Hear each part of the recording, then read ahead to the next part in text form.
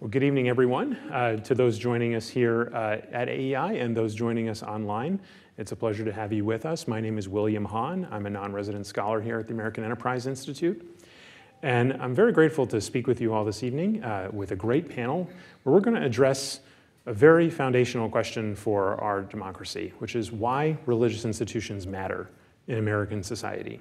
For all of the debate around America's supposed secularization, the role of religious institutions in American self-government is a prominent feature of 21st century life, increasingly so. In the 21st century, most religious liberty cases that have been brought to the Supreme Court have not involved religious individuals asserting their freedom against the government. Rather, they have involved religious institutions, whether it's the Little Sisters of the Poor, Hobby Lobby, Yeshiva University, Catholic Social Services, religious elementary schools, campus student groups, religious organizations contesting lockdown restrictions during COVID, or bans on their participation in certain public programs or discriminatory tax treatment. A growing number of articles and data show an increase in religious institutional participation among millennials and Gen Z Americans. For example, the Beckett Fund observed that in just the past 2 years, the percentage of Gen Z Americans who have attended religious services has doubled from 29% in 2022 to 40% in 2024. For the Catholic Church, the 2023 Cooperative Election Study from Harvard University showed that in 1 year, the percentage of millennials identifying as Catholic went from 6% to 20%, and from 15% to 21% for Gen Z Americans. Even as expectations for new government power grow, we see in the news multiple stories that evidence the indispensable role of religious institutions in fulfilling important social functions, whether it be running schools, hospitals, orphanages, homeless shelters, the elderly poor, or helping refugees and migrants. Yet as these issues grow in prominence, our cultural and constitutional vocabulary for the role of religious institutions is showing its gaps. We often discuss religion and religious liberty in individualistic terms, the individual and his conscience seeking to know the truth, who's on a spiritual journey that others may accompany him on, but is ultimately his own. We've heard prominent politicians talk about how they do their religion on Sundays in church, but not at press conferences and not in any way that would challenge the zeitgeist's morality. Indeed, today, many seek to limit the role of religion in public life around an absolute freedom of belief or worship rather than the institutional exercise of religion. And we do this often with all of our fundamental rights, and because we operate from a premise where the individual conscience is treated as the sovereign spiritual authority who gets to mediate the transcendent principles of justice.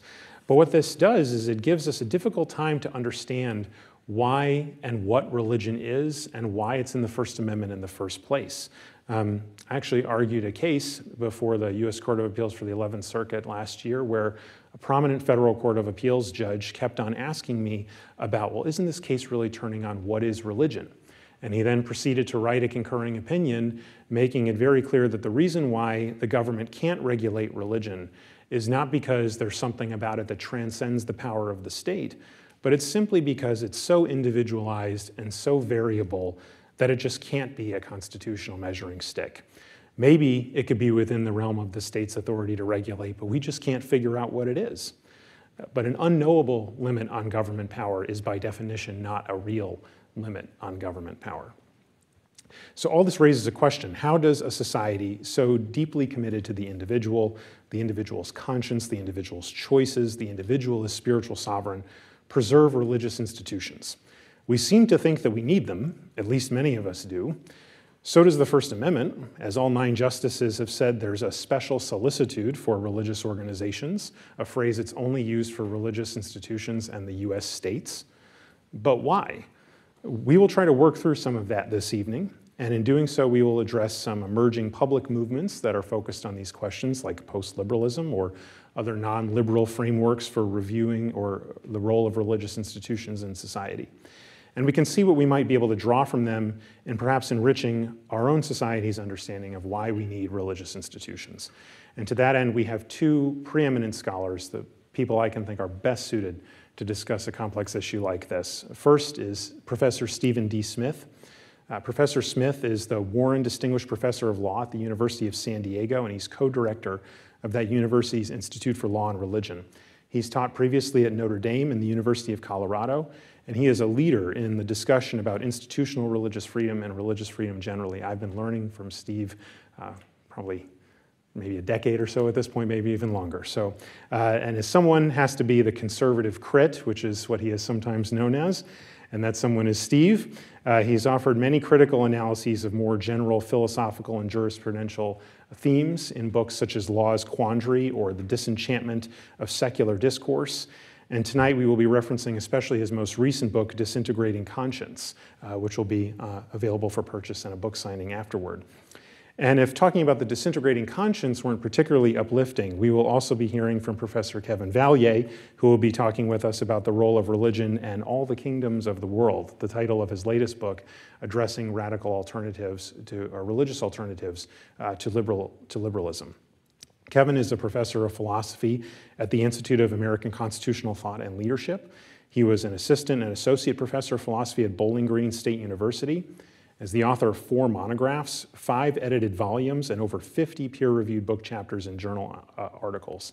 And I really give Kevin a lot of credit because he has taken some very complicated, very complex topics on which many people have been very comfortable being polemical, and he has treated it with the utmost serious and rigor, and I really thank him for that, and I've learned a lot from it. And for those reasons, I'm so excited to have their insights be shared with you this evening. So Steve and Kevin, feel free to come on up, and we can go ahead and get started.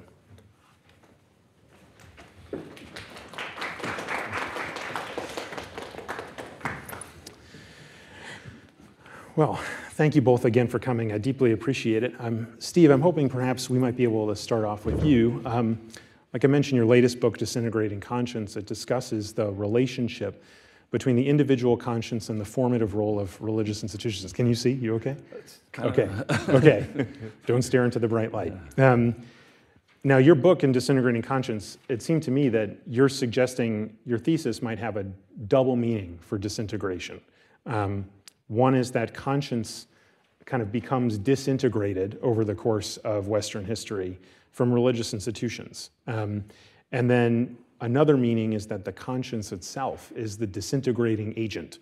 It's the agent of disintegration. That is, because of conscience, we must challenge the authority of religious institutions to shape us. And so I'm hoping, if that's right, you might be able to kind of explain that and talk about this dual disintegration and how we are living with its effects today and what we might be able to do about it. Okay, well, thanks, Will. And yeah, so I will try to answer those questions, but I want to thank you, first of all, for the introduction, for inviting us here, and for organizing this event. I want to thank AEI also for sponsoring it. I think it's a really important topic. I agree with what you said in your first remarks, that religion in American constitutional tradition has usually been viewed as kind of an individual thing with an emphasis on freedom of conscience.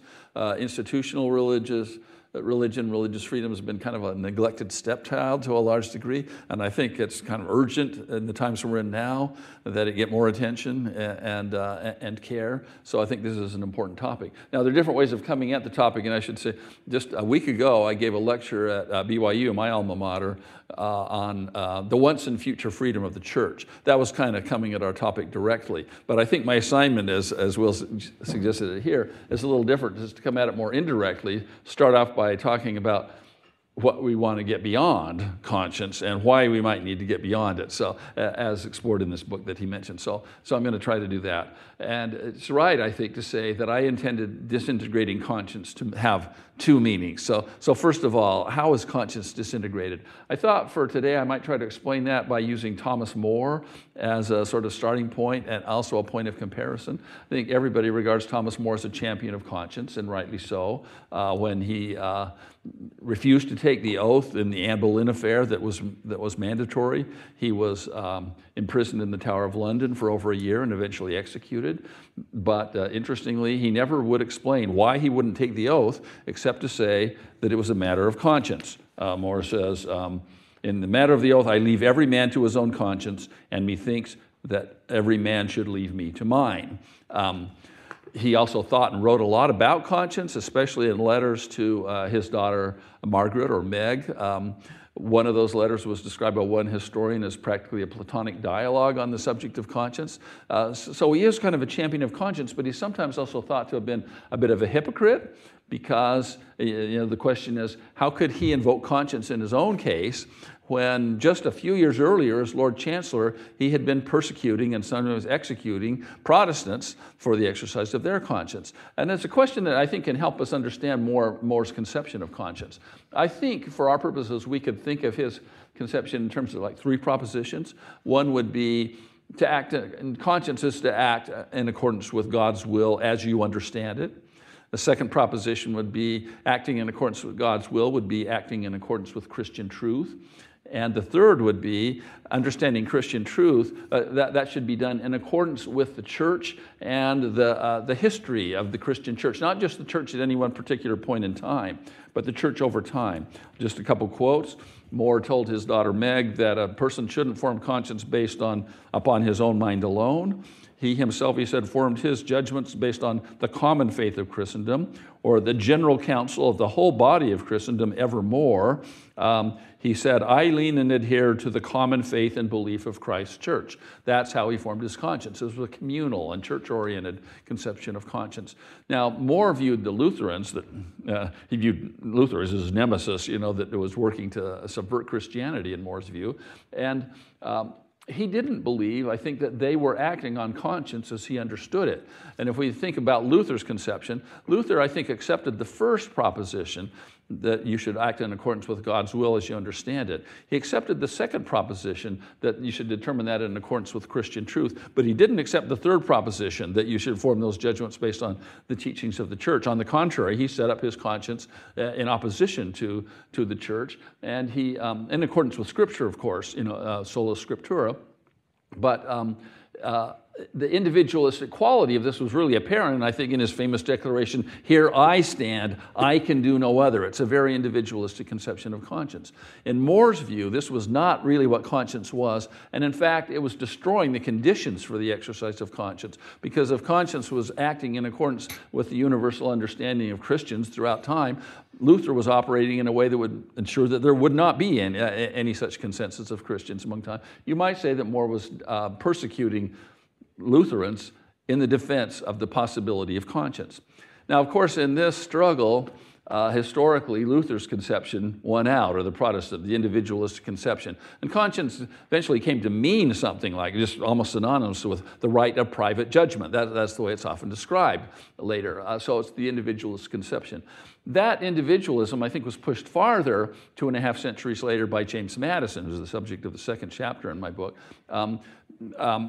You might say that if Luther rejected More's third proposition, as I've described him here, Madison accepted the first but rejected the second and the third proposition. Madison's understanding of conscience, well, he explains it this way in his Memorial and Remonstrance. The religion is the duty that we owe to God and the manner of discharging it. The second proposition for Madison would be, this duty can be discharged only in accordance with sincere conviction, not on the basis of force and violence. From which it follows, third, that every person should have a right to free exercise of religion, as he says, according to the dictates of conscience. So this is, again, a very individualist conception that rejects the idea that conscience, rejects at least the strong connection with Christian truth as the basis of conscience. You might think of it this way, that for Thomas More, Christianity is primary and conscience is a corollary. For Madison, I think it comes to be true that conscience is primary and Christianity is a possible corollary, not a necessary one. Conscience consecrates Christianity or whatever other belief someone might sincerely hold. So there's kind of an inversion in one way of Thomas More's position. More's religion is Christianity. Madison's, I would say, his religion is the gospel of conscience, with Christianity as one possible thing that might be consecrated by this. Now, this was a different conception of conscience, and it was a very useful one, I think, for somebody like Madison, living in a sea of opinions without any way of, in his view, of deciding which one of them was true. It was useful also for a pluralistic republic. It served a very valuable purpose, I think. And maybe continues to do so. But it was also vulnerable in various ways. And one way it was vulnerable is that it was theistic in nature. It still depended upon a theistic premise. So what would happen when that premise might come to be rejected or at least ruled inadmissible for purposes of public discourse and legal discourse. That's basically what happens in the second half of the 20th century, I think, in various ways. I'll just mention Supreme Court jurisprudence that basically reinterprets religion in terms of a more subjective view of personal authenticity in the conscientious objector cases and in other ways and so forth. And reinterprets the republic, not as the providential republic, one nation under God, but as a nation that is supposed to be officially agnostic, religiously neutral, and secular. Now, under this newer understanding, all three propositions that Moore depended upon have now been basically discarded, and what is left of conscience? And just to make a long story short, conscience, I think, comes to be reduced to something like authenticity. The philosopher Simon Feldman explains, on this conception, the moral self is the true self, so in acting on conscience, we live authentically. The duty now is to oneself, to live authentically in accordance with one's own belief. And this is apparent in various ways, but one way, since I'm sticking with the Thomas More theme that I'd like to mention, is in Robert Bolt's famous, award Oscar-winning play, well, when it was made into a movie, Oscar-winning play, A Man for All Seasons. Bolt certainly depicts Moore as a champion of conscience, and he depicts him very favorably. But Bolt explained that he was not really a Christian, he himself was not really a Christian, and that he viewed Moore as a hero of selfhood. That's what conscience means for Bolt, and the way he interprets Moore. So there's one nice passage, if I can just find it quickly here, I think, where I had it marked, but, yeah, okay, so Moore, in explaining why he is committed to the papal claim to authority. According to Bolt, Moore says this: "What matters to me is not whether the claim is true or not, but that I believe it to be true. Or rather, not that I believe it, but that I believe it." So you go from objective truth to sort of a subjective view to just the subject. It's not even the belief so much that matters, it's the I. This is the sort of, and in this view, conscience, I think, is in one way similar to Moore's, but in another way, it's almost the opposite. The duty to live in accordance with God's will is now the duty to be true to oneself. Now, in the last part of the book, I try to explain how I think this has been corrosive. This view has been corrosive of culture, of institutions, and even of the self itself. And I'll try to conclude here, since I'm sticking with the Thomas More theme, by invoking Thomas More one more time. This time, not the historical Thomas More, but the character, Dr. Thomas More, from Walker Percy's wonderful novel, I think, Love in the Ruins. The main protagonist is Dr. Thomas More, who was a proud, though dissolute descendant of a saint and Sir Thomas More. And the novel is kind of futuristic, very prescient in many ways, I think, funny, but also very insightful. And it depicts a world in which society is in some ways much like our society, but in other ways is falling apart, and in which the individual self is falling apart as well. Dr. Thomas More experiences this personally because he himself at one point actually attempts suicide and has to be institutionalized. He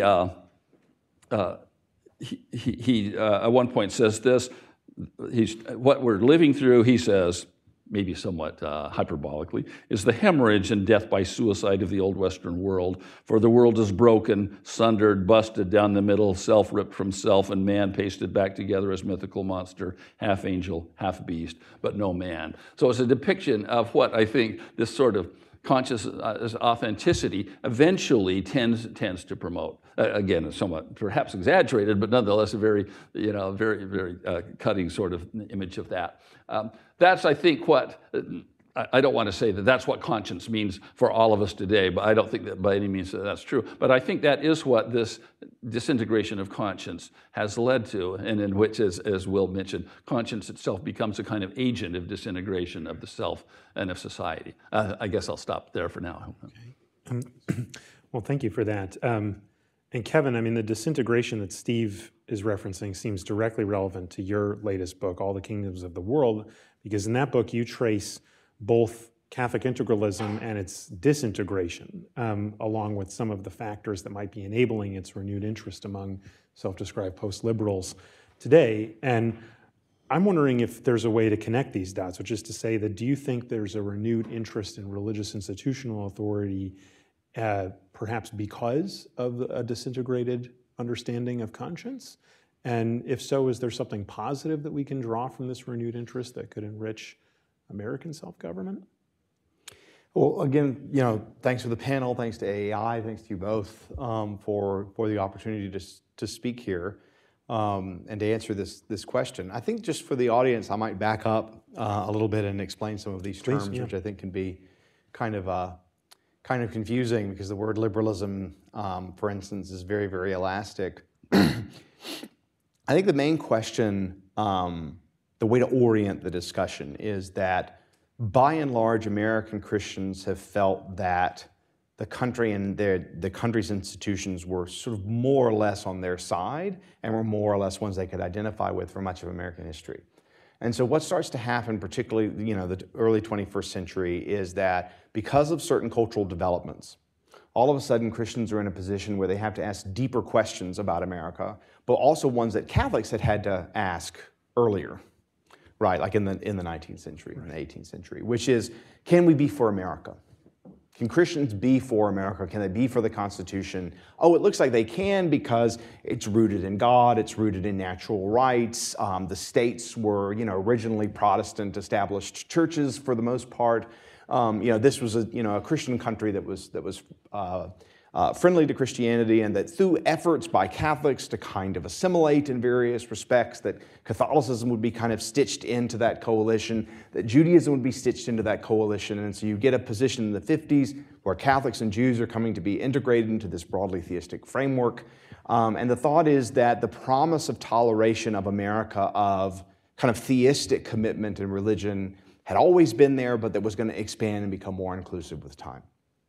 And so the situation that I think we were in the post-Vatican II conservative Catholics, but also the conservative members of the mainline denominations, was the thought is, this is still a set of institutions that's fundamentally on the side of the church and that isn't hostile. And as long as communism was there being this contrast, that's just how it seemed. Communism falls apart, and then the cultural left starts to make very serious inroads, and also very, very quickly. And I think it can't be underestimated how important it was that the speed with which the LGBT movement sort of took hold and convinced a great many people. And I think it put all Christians in the situation that Catholics had been in, say, 100 years ago, right? Which was that, is America compatible with being a Christian? Can I be for the Constitution? So I think there became these very deep-seated questions about whether, say, the liberal democratic state was fundamentally hostile to the church, or whether it could be friendly, or how to figure out when it was and when it wasn't. And so one of the things that starts to happen, particularly in the 20-teens, early 20-teens, is there are a resurgence, first I think of Catholics, but then later of Protestants saying, you know what, this probably wasn't going to work. Like this fundamental marriage of America and Christianity, it couldn't work. It couldn't work because it was based on certain ideas, like say an overly individualistic notion of conscience, that was ultimately fundamentally led, say, to people to say, I can choose my gender, or I can choose my orientation, or my orientation should guide who I am, and allows me to make legal demands on others, that it looked like the arguments that were in the water, the public reason of America, were now being used in ways that would restrict the church, that would reduce religious liberty. And so, this older Christian conversation became revived in certain Catholic intellectual circles. And within those circles, they began to think more about church-state relations as the Catholic Church had understood herself in the 19th century, not in the 20th. In the 19th century, the church in Western Europe is losing ground very, very rapidly from a position of much, much greater influence in early modernity and late Middle Ages to something roughly like no very great political influence at all in many countries, with the popes, for instance, being trapped in the Vatican by Italian unification forces, the end of the Papal States in 1870, and so the popes were really no longer temporal sovereigns over large domains. And so the late 19th century popes, particularly Pius IX and Leo XIII, the late 19th century popes, made a variety of claims about church-state relations, where they insisted on the truth, I think, that the Catholic Church, particularly the papacy, had claimed a certain kind of independent, superior legal authority for the church over the state. And it's very important to be very clear about what the claim was. The thought was that God had created two legal orders, neither of which is sovereignty derived from the other. Okay, just in Christian tradition, you have the creation of the state. That's before the church. I mean, in a certain sense, the earthly church, right? You have the authorization of at least one state by God in 1 Samuel. Okay, and you've also got Romans 13, right? God is authorizing the state to cover the collective common good of the community, right? But Jesus founds the church. And all authority on heaven and earth is given to the church. And that can't be read in the way that we oftentimes think about the church, maybe individualistically, or as a civil association, a part of civil society. I'm a big defender of John Locke, but he and Hobbes, I think, were really mistaken in the sense that they were rebelling against this earlier view of the church as a polity, as itself a legal order that was, in some ways, had claims on the state as its own polity, as in the Latin term here, potestas, as its own potestas. And so we got into a position where we looked at religious liberty as a matter of individuals objecting from the place of civil society, from the stage of civil society, rather than thinking of the church as a rival but potentially integrated and compatible polity. But if you think about the way that the church operates in Western Europe for most of its history, the church's history, it's taking over legal functions from the collapse of the Roman Empire. It's performing all kinds of rich, complicated dispute resolution mechanisms, in part because the medieval states are simply too small and too petty to do anything at all. So the church is functioning as a secular and ecclesiastical legal order for centuries and centuries and centuries. And of course, it's going to shape how the church understands herself. Okay? It's not like in my part of the faith, the Orthodox Church, where the Eastern Roman Empire doesn't fall in the way the Western does. So the Catholic Church is in a position where it's conceiving of itself as a legal order. It's conceiving of itself as a political order. It has its own body of law and its own divine authority. Now, it doesn't want to deny the state as an independent authority. It can't by Scripture and tradition, right? So God's created two powers, two political societies, of which the baptized are members of both. They're a member of a state usually, but then if they're baptized, they're members of the church. So they have dual citizenship, but it's not like, say, between Scotland or France, right? It's in the church and the state. Now, this raises a host of puzzles. And here's the main puzzle. If God has authorized the state and authorized the church independently, what happens when they conflict? What's their relationship supposed to be as polities, as legal orders, as systems with leaders and elections and courts and law and rulings, right? What is their relationship? Well, on the one hand, they have distinct domains. But of course, the domain of the state can impinge on that of the church because, of course, the church's mission of salvation can be affected by state policy. So the church has a nobler mission ultimately, right? Because it's concerned with eternal things. The state is not.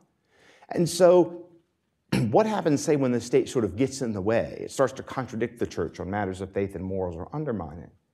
Well, the view for a very long time in Rome, and it was always disputed outside of it, was that the church could authorize the state to act as its secular arm. That was the common term, its secular arm. In very specific matters. In matters where the state was impinging upon or somehow affecting or undermining the church's spiritual mission. Now that's confined. The church can't say people need to eat to go to Mass, so we better run agriculture, right? They can't do that. But the disputes between the two powers, there were those who thought you solved it through a kind of integration that was widely and for centuries called the indirect power of the Pope. And the indirect power of the Pope was to direct Christian states to act as their secular arm by imposing civil penalties on top of ecclesiastical penalties for certain crimes that would be crimes in both orders. So the crime of heresy, for instance, that's a crime against social order, and so the state has some authority over it. The church has ultimate authority. The church gets to decide if they are a heretic or not. They excommunicate the heretic. If the heretic doesn't recant after a year, the church can revoke their legal protections And then the state, in some cases, in the late Middle Ages in particular, would be expected to, say, try or at least directly punish the heretic with civil penalties like execution. Okay? So the thought was, and that's just a very gruesome and extreme case, of course, there are many other far less so cases, where the church can direct the state to act at its secular arm in certain confined areas. So the church doesn't have total power of the state. It has an indirect power. So you have the two polities, both divine missions. The church has a nobler end, and so it must have some kind of sovereignty over the state, but it can't have total sovereignty. And so the way figure after figure resolved this, not just Aquinas, but long before Aquinas, but Occam actually held this view. But you go down through, you get to the Salamancan school, basically all of them believed in the indirect power and defended it at great length. And so there was an integration of the two polities between church and state. And that view, in the early 21st century, there are a variety of Catholic, first British and French intellectuals within Americans that said, this is the true view. This is the view that we lost. We lost sight of the church as a polity. And look at what a disaster this has been. So you have figures like Thomas Pink, who was instrumental in the revival of integralism in England, but also kick-started it without really intending to in America. He was looking at the Western European Catholic Church and saying, why did it collapse? And it ultimately collapsed because the church was no longer willing to conceive of itself as a polity, that the effect of Vatican II had created so much friendliness to thinking of the church not as its own legal order, that the church would not hold people accountable to violating its rules. And no organization can survive unless it's willing to hold its members accountable for violating its rules. It's not taking sin seriously. We have to understand the church as a polity to fully understand how it's supposed to function and flourish in the world, and we had lost that. Now, the problem with the so-called integralists, or the neo-integralists, was that they also thought we should aim for the indirect power. They also thought that the church could authorize the state, and that was the ideal relationship. This is never something that Pink has called for himself, but that many American integralists began to think was something we should start thinking about. Figures like former Udalist political scientist, but now is the president of the Hungarian Institute of Foreign Affairs, Gladden Papen, Harvard Law professor Adrian Vermeule. There are other people associated with them, like Patrick Deneen, who's not really endorsed this expressly, but they really thought, look, this needs to be our guiding star for Catholics. And after that, through all of these discussions, you get in the late 20-teens, they're starting their own institutions, their own publications, but some Protestants are starting to ask similar questions. And I just see Christian nationalism as partly kind of following, the intellectual discussion following on the heels of this. You get this movement then of a broader people, almost all Christians, usually led by Catholics, post-liberalism, which was already a term being used by figures in the UK like John Milbank and Adrian Pabst, but they rebranded the integralists to kind of be the main people using that term in 1819. This became a broader view that rejected, for instance, any idea of liberal neutrality, that wanted to root the state in a kind of conservative conception of the common good. And so it was a broader form of opposition to liberalism, but without as clear of a sort of positive program. And the result of this was that you started to have a broader movement of people who were thinking that Christianity in America were somehow in tension, or at least America over the last 50 years or 100 years. And so the link between these different discussions, and the link with integralism, the key, and I think the thing to take away, is that the changes in American society and the questions Christians had to ask about the fundamental compatibility of Christianity in America led to a revival of the view of the church as a polity and the church as a legal and political order with independent status and authority. This is extremely important because it presents a very different model of how to object to state power. So for instance, Pink would say, although I've never heard the American integralists ever say this ever, even though it's incredibly important, which is that Christ gave power over the good of religion to the church, taking it away from the state, which is before Christianity might treat religion as just an ordinary good, right? Throw your incense on the sort of altar to Caesar or what have you. Religion is just something, say, the city-state does or something. There's no independent ecclesiastical power. Christ takes that power for the church. And so the only way that any state could ever justifiably restrict religious freedom is if it had the church's permission. But the way Pink read Vatican II's document Dignitatis Humanae was it was withdrawing that from the state. It was saying no state may ever act on our behalf to govern the good of religion. And so it's a ground for freedom of religion that's non-individualistic. It's richly theological. It's not based on a disintegrating claim of individual conscience and ambiguity. It's the claim the church is a potestas, the church is a polity, and it's nobler than the state, and for that reason the state must respect its rights. And that means that the only way you could justify restrictions on religious liberty is if the church said it was okay, and the church has said it's not okay. And so it gives you a fundamentally different way of thinking about religious liberty as also non-individualistic. It's grounded in a collective body. In fact, it's grounded in the it's grounded in the least individualistic way possible. It's the mystical body of Christ, right? It's not even, it's its own distinctive individual that's greater and sort of nobler in a way than an individual human person.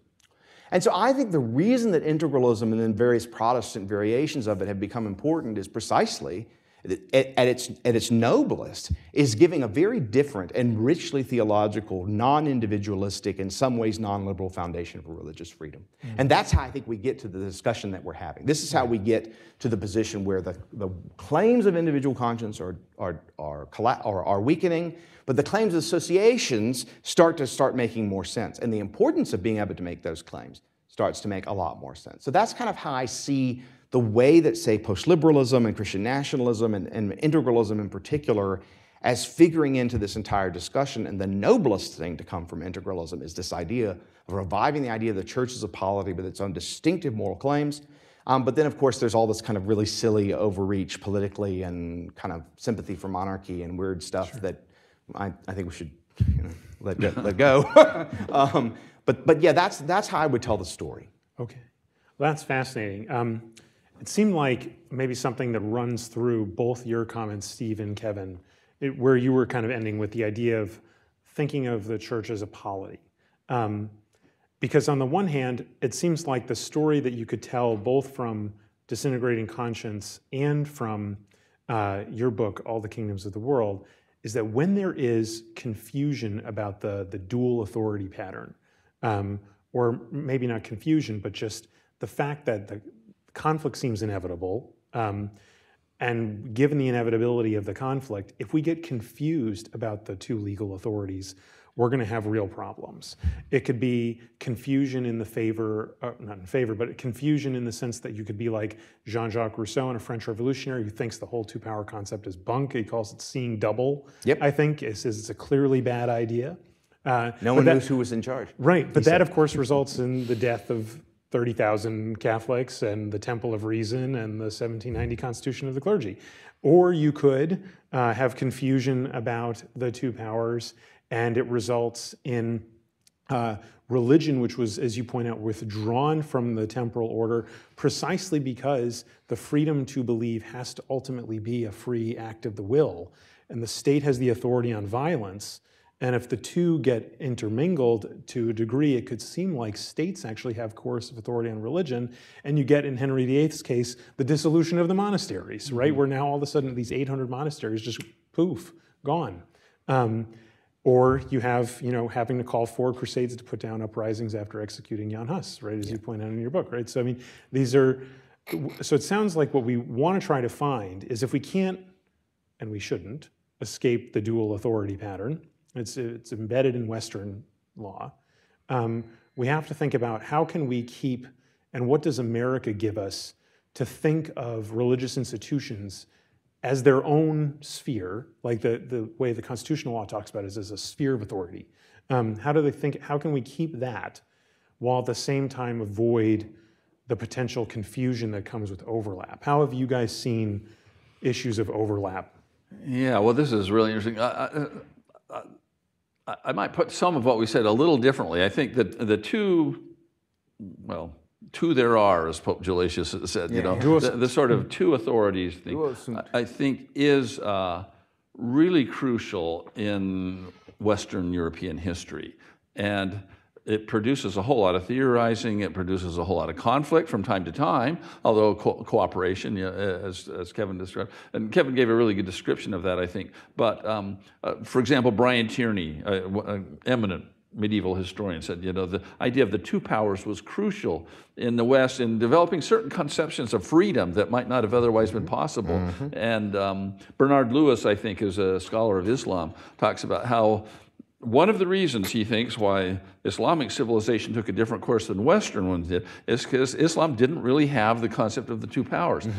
But it seems to me, though, that what happened was, at the time of Henry VIII, and then as theorized by people like Hobbes and Bodine, is that we don't continue to have the two-power conception. I think, and that's displaced by the idea of sovereignty, I think, which doesn't allow for any sort of competitors, I think. And I think that's the idea, really, that the Americans inherited. So religious freedom, then, it doesn't quite fit into this two-power, two-jurisdiction scheme.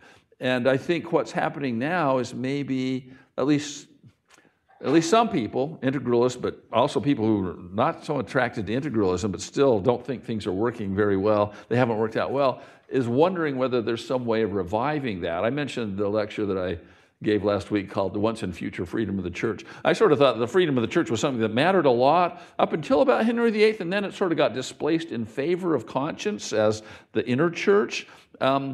But maybe now we're at a time when we need to get back to thinking of the freedom of the church. I think there are very good reasons to think that we do need to start thinking about that now. But it doesn't fit very nicely, I think, onto the American Constitution and tradition, because that's still based more on this sovereignty notion that displaced it. So I think that's the sort of interesting, fraught sort of period that we're in right now. Well, and on that point, Kevin, maybe you can kind of finish the thought here. You mentioned that a way of reading the Second Vatican Council's Declaration on Religious Freedom, Dignitatis Humanae, would be to say that if Christ gives all legal authority on religion to the Catholic Church, then it simply does not exist in a state. And as a result, there has to be religious liberty for all. Not necessarily because of any particular view about individual conscience, but simply because the state has no other choice. There's simply no other authority. And so that would mean that effectively the rule that America is kind of generally committed to, which is the rule of religious liberty for all, would be the right rule in the kind of society that is a society like America, a society that's never been a Catholic society, a society that's Constitution prohibits an establishment of religion, and a society where the church has never even attempted to delegate its authority on religion. So maybe there's ways for the church as a polity to kind of resurrect her own or use her own legal authority over her own members more consistently and clearly and impress the importance of the standards upon them, but the legal rule would still be religious liberty for all, even on that view of dignitatis humanae, which is much less focused on the individual. Would that be right? Yeah, I mean, it's interesting. It's interesting for Catholics because in the way that Catholics operate, say, in legal and political spheres. I know that what I'm saying is probably controversial here. I wish it weren't, but that I actually think that model continues through dignitatis humanae. There's still the sense that the church is a polity. Right. It's not being abandoned. Right. That's the thing I think Pink brings out. I mean, I don't agree with everything he has to say about it, but I think that's pretty important that he's shown that that's something that they were talking about and the Council Fathers were talking and thinking about. So I think to some extent, Catholic jurists and politicians, they need to take very seriously that part of the way that they should think about their role is protecting the freedom of the church as an institution, as a nobler legal order. And defending the church's right, say, for instance, to make its own internal decisions on theological grounds. I don't know exactly how that's supposed to fit in American law because I'm not an expert in American law, and I don't know, how this would affect, say, how judges should rule. I can't speak to that question. But as a normative theorist, I can, and as a Christian who is definitely no integralist, identifies as a classical liberal, but actually thinks there's that kind of fits Pink's argument. I mean, we have an exchange that's coming out on some of these issues in American Catholic Philosophical Quarterly, where he raised some of these issues. But I think the church, I'm not an integralist because I think the church doesn't have the power to delegate the use of physical violence in religious matters because I don't think the church has that power natively. Mm-hmm. So that's why I don't agree with them. I do think, though, however, the state has no natural authority any longer over the good of religion, and that's one of two good groundings. I think conscience is another one. I think it can actually make something of conscience. But the difficulty then is, I think, You bring in the individual conscience picture in American law and the more Catholic, and I think this is also Orthodox, perspective on the distinctiveness of the church as a polity, then you're going to get some really interesting potential conflicts, right, between that we already see in the law, between, say, the rights of individuals within the church against the rights of the church itself. This comes up in Hosanna Tabor, for instance, right, in a really big way. And so then I kind of think, well, to some extent, there's going to be these two different rationales for religious freedom, and in many cases they'll point in the same direction. In some cases they might point in different directions. But I think that as a normative theorist, I think those are actually both good rationales. There are reasons to give the individual freedom, and there are reasons to give the church freedom, right? And then the law just has to work out competing considerations, which is what it does all the time. Right. Right. Go ahead, Steve. Yeah, some interesting points are coming up here that I have to admit I hadn't really quite thought of in the way that you guys are saying it, and I don't know where all this leads, but I do think this. So here's one thing that if you interpret Dignitatis Humanae, that's the Vatican II basically religious freedom declaration. That's 1965, I think. Yep. Is that right? Mm-hmm. That's the same time that the Supreme Court, I think, if you interpret that, let's say, as saying the state doesn't have and never had any power over religion, maybe coincidentally, the Supreme Court is basically saying the same thing at that time. The state is supposed to be, the government is supposed to be religiously neutral and secular in its governmental operations. I actually don't think that had been in any way the traditional American understanding. I don't think, if you go back through American history, I do not believe it's true that the founders or almost anybody after that point up until, say, the 1960s, thought that the state had no power over religion. Right. I think they thought that the state, in fact, had a duty to at least honor God and invoke God. Washington, in his first inaugural, says, it would be inappropriate in this first official act not to acknowledge God who has helped us through, through the revolution and so forth.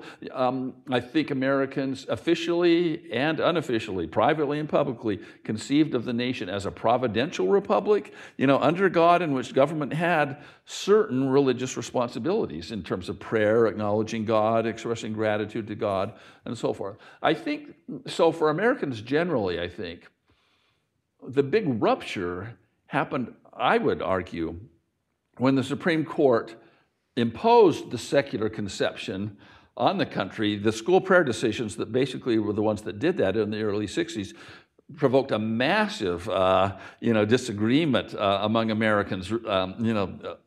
Scholars say, bigger than any decisions, in 20th century history, including Brown against Board of Education. There was more opposition to the school prayer decisions because they were, I think, ordinary Americans, not some of the justices. Justice Douglas maybe did, but most of the justices didn't perceive they were doing anything especially audacious. But I think ordinary Americans saw that this was really imposing a radically different conception of the country. And the older conception, I don't think, was one that said government has no role or responsibility for religion. So it might be that what we're having now is, on the one hand, a continuation of that sort of traditional American response to what I think was an imposed regime of secular neutrality that wasn't justified on constitutional grounds, together with perhaps a more specialized the integralism based more on conceptions of the church. But maybe those things are converging in some way, but I think they're somewhat different, and I don't think that that description would actually quite fit America generally, that I've heard just now from the One thing that I think that's worth clarifying that will maybe help in this regard is that it is Catholic doctrine that the existence of God is knowable by reason, and that there are certain duties to God knowable by reason independent of revelation. Right. And so what essentially Dignitatis Humanae is claiming, any of the kind of authority over revelatory matters, right? Those things are confined to the church and the state can't act. Right. But the state can still do things that can be seen by natural law. So for instance, that's compatible, for instance, with the state recognizing the existence of God in all kinds of different ways, having kind of purely theistic arguments for prayer in schools or for studying religion.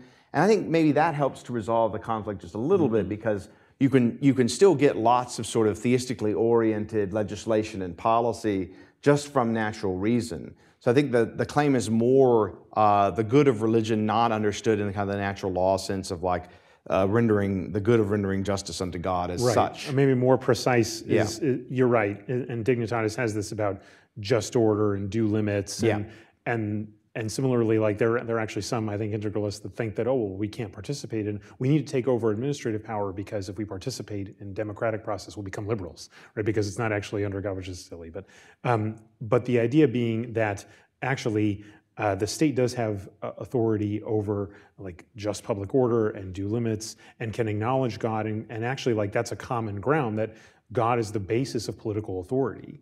I think what is coming more precise is that the state doesn't have authority to direct religious duties. That's an authority that, Madison says in the Memorial and Remonstrance, religion is the duty we owe to our Creator in the manner of discharging it. That's outside the cognizance of state power, and the church With would that take clarification, I think we're on the same. Yeah, I think that helps a lot, and that would also explain why someone like John Courtney Murray in 1960 could be writing, praising the American project, praising the Declaration of Independence, and so on. But saying, actually, he didn't say it in that book, I think, but in some lectures he gave at Yale a couple of years later, he said the separation of church and state is the establishment of public atheism by law. Atheism is the public. Now that seems kind of inconsistent with praising the American, but I think he meant interpreting separation of church and state to mean secular government is the establishment of atheism by law, and he thought, correctly, I believe, that wasn't what the American Constitution had done and so forth. But that's exactly what the Supreme Court was doing, just at about the same time, at the same time that Murray was writing Dignitatis Humanae was coming out. So these things are kind of coming together in that unfortunate way, I think. But another potential convergence seems to me in this conversation is that with a disintegrating conscience and the emphasis that's then placed upon the individual's sincerity, and then similarly, with the role of the kind of conflict between the two powers and the dual authority, well, what does it mean to direct religious duties? What are the religious duties?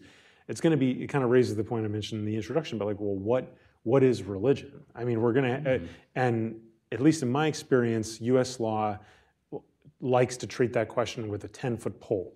And is very comfortable deciding questions of, and speaking in terms of how sincere you are in your beliefs and how deeply held they are. But the Constitution doesn't contain a sincerely held beliefs clause. It doesn't contain a protection for deeply held personal feelings. It protects the free exercise of religion. And so if we would have to have a sense as to what religion is in binding obligations. And I'm wondering, like, if we bring up the idea of a more kind of dual authority sense, could we perhaps recover some clarity on what does it mean to have duties to the Creator in the manner of discharging it? Yeah. So a couple of things there. For someone like Madison, it's a traditional conception, and he defines religion, as I mentioned, as the duty we owe to our Creator in the manner of discharging it. When scholars and others and so forth, but the Supreme Court in particular, start defining religion in different non-theistic terms, then the concept becomes so amorphous that it becomes pretty unworkable, I think, and some of the problems that we've had since then, do grow out of that. So with respect to your last question there, Will, so I did an article probably 15 years ago that was called something like Freedom of Religion or Freedom of the Church or something like that. And the basic argument is religion has gotten to be something that we just can't, at least the definitions that we have given to it make it so unwieldy and so unmanageable that we can't really work with it anymore.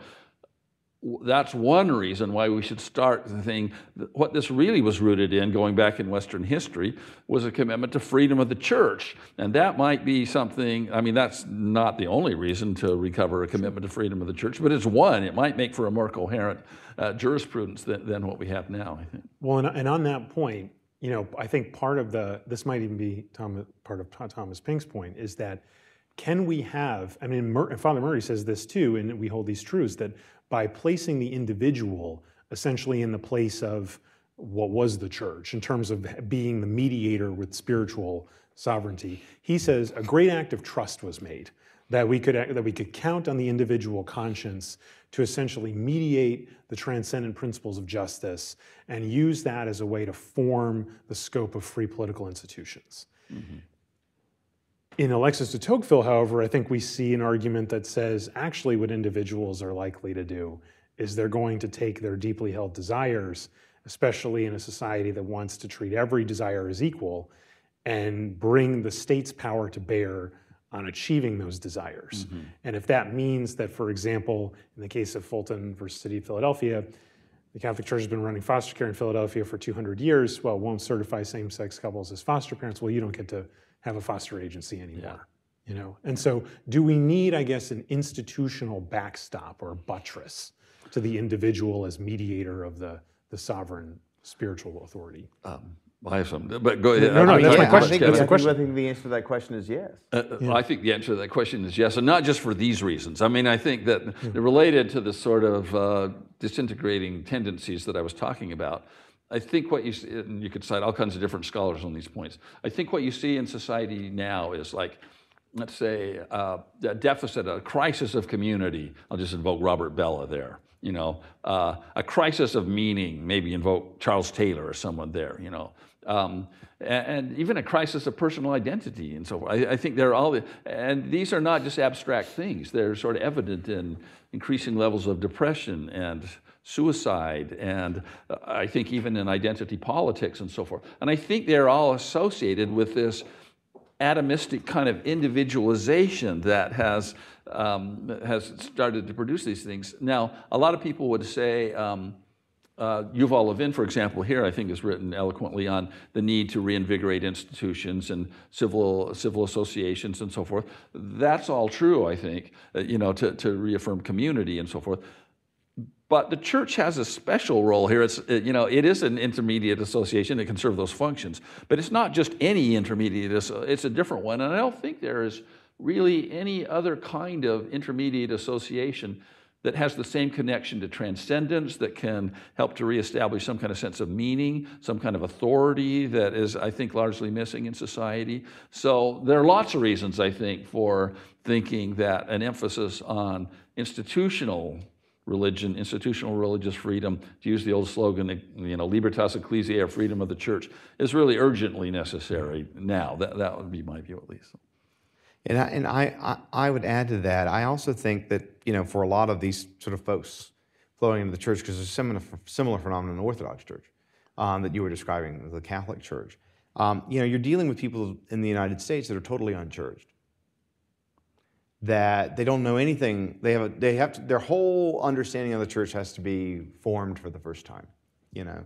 And I think a lot of people have found part of the attraction of Christianity, I think oftentimes, particularly during COVID, when you're all kind of, you know, boxed up in your home and you want to go and actually spend time with people and have a sense of connection, particularly a connection, and then this is, you know, stressed in both our churches, but I think the Orthodoxy stresses a great deal, not just a connection of a people in a particular building at a particular time that came together voluntarily, but rather a body of Christ that extends far into the past, forever into the future, in heaven and on earth at the same time, that we worship with those who are in heaven, that our worship is synchronized with them in the liturgy.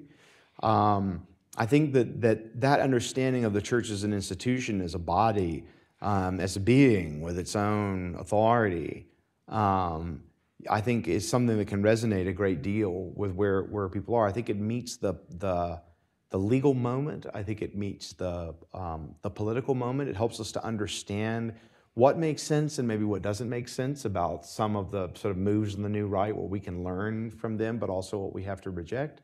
But I also think it makes people where they are culturally and spiritually, that they think, look, here's a place that I can become something more than what I am. You know, and not just an individual. That's no longer enough, right? It's the sense that we have to move beyond it, above it. And the JCs and the Rotary Club and so forth are probably good things, but they don't really they don't do what you just right. did. I mean, but to your point about the moment, I remember one of the COVID lockdown restrictions. The governor of Minnesota had a plan to reopen restaurants and bars, not a plan to reopen houses of worship. And his plan, and when he publicly announced the plan to reopen the restaurants and bars, he says, look, this is where people come together to gather for major life events and special moments. Mm-hmm. And this is deeply meaningful for people. And we need to reopen the places where all these special things happen.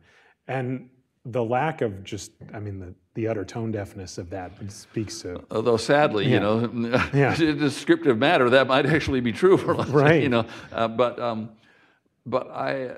there's a couple books lately I've read. talking about the great de-churching of America that we're involved in right now. But that seems to have bottomed out, and I found very heartening the figures that you read earlier, Will. It is fascinating, but one question about that's also, I think, interesting is that could you make the argument, I mean, I think Ross Douthat, who's also has an affiliation with us here at AEI, has written about how in the context of, say, the traditional Latin Mass in the Catholic Church, that actually it's taken off so well in America, perhaps precisely because of our kind of individualistic spirit, in the sense that, oh, well, I don't like my suburban parish, I don't like the liturgy here, so I'm going to go and move and go somewhere else. And then it's also this like personal statement that I'm kind of rebelling against, the mainstream moment in culture. And so is there a risk, I guess, I think that raises the question of, is there a risk of, is this recovery of religious institutions and their salience, is that just another individual meme? Or is it actually a recovery of a need to preserve a genuine self-government? Well, that's a good question. I think that kind of question has always been, I mean, let's go back to Augustine with the two cities, he says, but which city is someone in? And I think he's quite clear. You never know for sure. I mean, it's an individual matter, and not everybody who looks like they are in the city of God really is, and not everybody who looks like they're in the city of man really is either. And you might not even know until, sometime down the road. But I'm pretty sure that at least for some people, I have personal experience in my own family, let's say, this kind of change is a solid commitment. It's not just some passing fad or something where I'm going to rebel by doing this. And that's what you'd hope for, at least, I think, some genuine commitment. Right. Well, we've gone for about an hour, so I think it's time to bring some others into the discussion. There are microphones in the back of the room. We can also solicit questions online, and you can look at the event announcement for the instruction to do that. All I would ask is simply that you raise your hand, let me call upon you, and then when you receive the microphone, you can state your name, ask a question, and please have it end with a question mark. Any questions from the audience? Yes. Hi, I'm Matthew Malik. I'm a Research and Communications Fellow at the Beckett Fund. I'm wondering how you think, particularly in the American context, low church Protestants should think about their relationship to church and then to state, and if there's a place for those kinds of people in this sort of building project on the political right. Yeah, I mean, I don't want to speak for people's theology. I mean, the bit I know about Baptist theology, you're going to get very strong on liberty of conscience, but also very strong doctrine of community at the same time. So, and I mean, this is a point Brad Littlejohn makes about, historically American Protestantism, at least in his view, was always trying to balance liberty of conscience with community cohesion. And so it was just a feature of America that all kinds of Protestants were trying to grapple with to varying degrees, and sometimes giving more weight to the individual, sometimes more to the community. But I guess I would say it's not just Protestantism, and not just Christianity even, but trying to balance what seemed to be like important claims of the individual, important claims of the community. This is just a tension that we have to kind of work with. Now, I think for very institutional, visible church kind of forms of Christianity, like Catholicism and Orthodoxy, there's going to be more sort of stress on the rights of the institution relative, I think, to Protestantism. But I wouldn't want to deny that low church Protestants have the theological resources to think about both, although that may get me in trouble with some people. One thing to think about in that area is that in the 19th century, like when the Supreme Court gets its first, what's now called church autonomy, so kind of like the ability of religious institutions to govern themselves, to select and hire and fire their key employees, make internal decisions affecting their faith and mission. Some of those earliest controversies really come out of attempts to try to change the internal theology of both Baptist and Presbyterian religious institutions on the theory that if you change their governance structure, you would change the theology. And so you would get a lot of disputes around what's called departure from doctrine, that like you could go and sue the head of your religious institution and they don't get to own the property anymore, and they don't get the keys to the building, and they don't get any of the revenue, precisely because they departed from doctrine. And at the same time this is going on, the Catholic Church is experiencing in this country what's called the trusteeism controversy. I think it's the only heresy that's come out of America, where where the same kind of view of theology was being to say, okay, well, since there aren't bishops in the United States that can run Catholic dioceses and parishes, there should just be lay parish councils that govern them. And this will serve two purposes. One, it'll make up for the fact that there aren't Catholic bishops in the United States in the 19th century. And two, it'll make the Catholic Church more democratic, so win-win. And this also was defeated around the same time that you get the departure from doctrine cases coming out of the Protestant context. And so I think, regardless of your particular religious tradition, I think you can look at the development of church autonomy as saying we are actually allowing for essentially a sphere of authority that is outside of the state, and that if we are going to really protect individual religious duties, we need to safeguard that sphere. Otherwise, you're going to get the government deciding things like, well, did you depart from doctrine? I mean, that's kind of what's going to happen.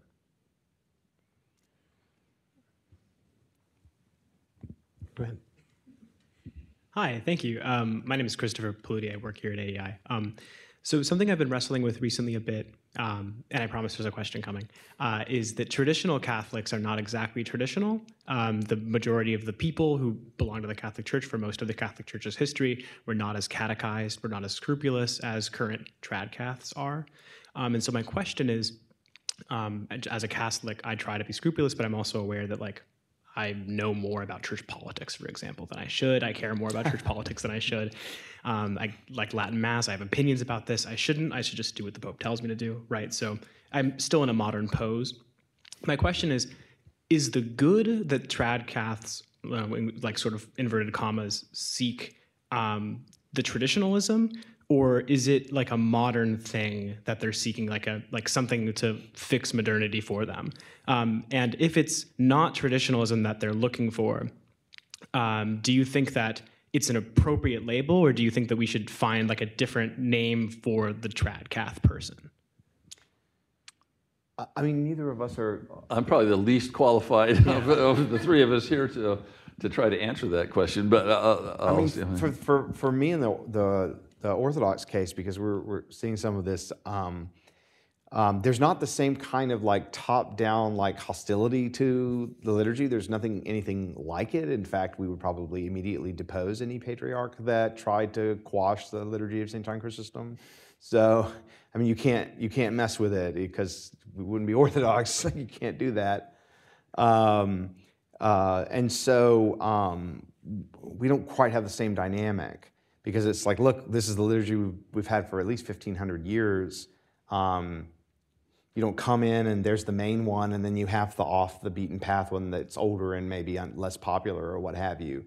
So, as an Orthodox Christian, I have views about this with Catholicism, but I don't know how much authority that they have. But I do think the same thing that is driving people towards the Latin Mass is driving people towards Orthodoxy and is driving towards the Byzantine Rite, which often gets forgotten, but I actually think will become more popular as the Latin Masses, if it continues to be suppressed. There are people wanting traditional liturgies. There are people wanting to feel that connection with the church, not just as it is now, but of those who came before, right, of having that continuity. Is that modern? Is it anti-modern? I don't know. Maybe in some ways it is and isn't. So I can't speak to the Catholic case, but the Orthodox case is just a very different dynamic, right? There's not hostility to traditional liturgy coming from the top. So, I mean, I'll out myself as a traditional Catholic. I have never prayed for the Pope more than I have since I've started attending a traditional Latin Mass, and it's precisely because I think when you encounter the Church's tradition, you turn over the rock of, well, the Church really is an authority. And if the Church really is an authority, then I should care about the authority and try to make it as good as I can. And if anything, you might be able to look at the de-emphasis of the Church as an institution and see that as kind of being a disservice almost to not only to the laity, the lay faithful, but also to the country. I mean, when Pope Leo writes to America, he says America is expected to have great things. And we would like the Church to be a part of that. And the way the Church can be a part of that is by having our Constitution perfected, meaning that she needs to govern herself well. And so I think if we are interested in recovering our tradition, I think we have an obligation to help the church govern herself well, and that can then benefit the country. Go ahead. Hi, my name is Kevin. And Mr. Vallier, you mentioned that kind of the church should be seen as more than an association, right? So do you think that the American legal system today can ever give that, right? Even within the context of church autonomy, where it's still within, right, the state, right? Or do you need some other defense, maybe like the freedom of intimate association, where the state really couldn't interfere, maybe with the bond similar to that of a mother and their, her child? So, yeah, moving into a lot of the research that I'm doing now, future projects, I do think ultimately, even if the American legal order has trouble accommodating the claims of the church, that it should accommodate them. And so that means that if it requires changes in American legal order, that those changes should happen. Not to claim establishment of any particular religion, but that the claims of associations like the church and, and are things that we should push to recognize more often. We don't have to say, change our understanding of the founding or something like that. Not everything is a Supreme Court decision, right? But as far as thinking about how we should shape constitutions, how should we shape state constitutions? We've got more federalism now than we've had in the past. The Supreme Court's work could kind of give more of that. We're having school choice debates. We're having debates about university curriculum, debates about things, marijuana, all kinds of different issues. Abortion being a state level issue in many ways, more so than a long time. So there are lots of sites of political and legal order where if the church wants to understand herself fully and I think properly, we'll just have to make the argument that the legal order needs to change. Now, I think if we think about what kind of claims the church would make, I don't know how much that means, say, for instance, the work that, say, the Becket Fund is doing would need to change. I mean, you have very rich opinions about this. If there's cases that should be litigated, if the church is a polity that it shouldn't litigate, if it isn't, or something like that. I don't know enough to say in particular court cases, but I do think that protections to church authority to be able to make its own decisions is, insofar as it's imperiled, it should not be, and if it isn't, good. Did you? Yeah, so I think the kind of Hobbesian, we've talked about Hobbesianism, the idea that there can only be one sovereign, can make this sort of thing difficult. And when in my, for example, church-state seminars with students, I'll say, maybe we should think about the church as like a foreign embassy or something. It's here on our territory. We have some control over it, but really we don't have too much control to invade it and so forth. Students tend to find that to be a kind of a very weird idea, and they react badly to it. But it's not that we can't conceive of it. And there are, I think, already materials in our constitutional tradition that could help to support this. Will may get involved in some of these cases, but there was a case a little over 10 years ago called Hosanna Tabor Lutheran School against the EOC. It was pretty important, I think, in citing older precedents like the Magna Carta, for example, about freedom of the church and so forth, and establishing, and later cases have continued to affirm this, that government, even under anti-discrimination laws that don't have an exception, can't necessarily go in and tell churches how to appoint their ministerial employees. It can't interfere in their doctrine, so forth. So there's already quite a bit there. Now, to me, the next step would be to give this a little bit more of a jurisdictional character rather than just kind of a right that gets recognized. And that might be farther than most people could imagine going at the moment. But it's not impossible, as Kevin says, and I think we do recognize that there's already stuff there that could be built upon, if we wanted to go in this direction. Well, I think that's right, which is that it's really a matter of, you might end up with very similar results, but you would get there in very different ways. Mm-hmm. So like take the Fulton case involving mm-hmm. Catholic Social Services out of Philadelphia. The Supreme Court rules for Catholic Social Services and keeps its foster care ministry and rules for it unanimously on the ground that Philadelphia had a contract with Catholic Social Services about the provision of foster care services. Philadelphia had the discretion to accommodate Catholic Social Services and allow it to continue operating without having to certify same-sex couples as foster parents. But Philadelphia had no interest in doing that, and it didn't have a good reason for having no interest in doing that other than the fact that it didn't want to accommodate Catholic Social Services, and that's not a sufficient reason. And so it prevails in that regard. But if you read both Justice Barrett's and Justice Alito's separate opinions, they both raise the question of, well, what do you do with the fact, and they both use this phrase, that we're not just talking about an individual, we're talking about an arm of the Catholic Church, right? So we are basically forcing a church to choose. You either get to keep your religious ministry or you get to keep your religious identity. Mm-hmm. You don't get to keep both. You have to choose if you want to continue participating in public life. And behind that, the opinion begins with a discussion about the history of the church essentially pioneering foster care in Philadelphia for over 200 years, and that the government's involvement only came very much later. And even then, the Catholic Social Services still had considerable authority over certifying families. And so now it starts to sound a little bit more like the dissolution of the monasteries fact pattern, where we have religious institutions that are providing important social welfare functions. They're providing for a long time. They've now become unpopular with the people in power for whatever reason. And so they're going to be dissolved as they currently are and become public corporations, which is what King Henry VIII did. He turned all of these monasteries into public corporations. And here, Philadelphia made a very similar argument, which is you're a public accommodation, Catholic Social Services. You are open for a fee, and everyone can come to you. You're no different than a hotel or a bus company. And just like they can't discriminate, neither can you.